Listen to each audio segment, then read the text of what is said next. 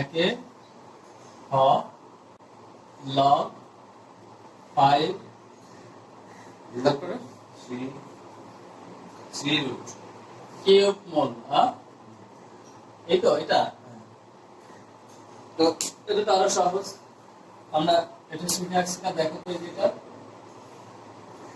এইভাবে যদি থাকে n মোল a এরকম থাকে, আমরা কি লিখতে পারি 1/n, এটা লিখি না সূচকে 4.1 এ শিখে আসছেন এই সূত্র।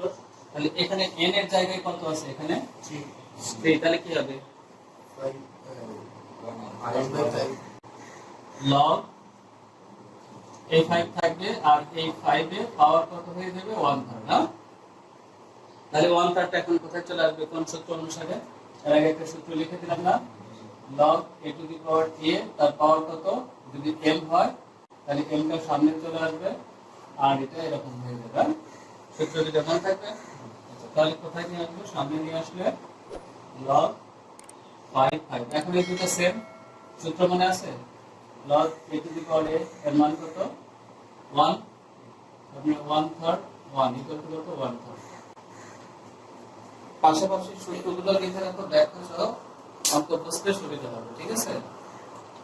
বুঝছো বুঝছো না বুঝো নাই? আচ্ছা, গ নাম্বারটা দেখো।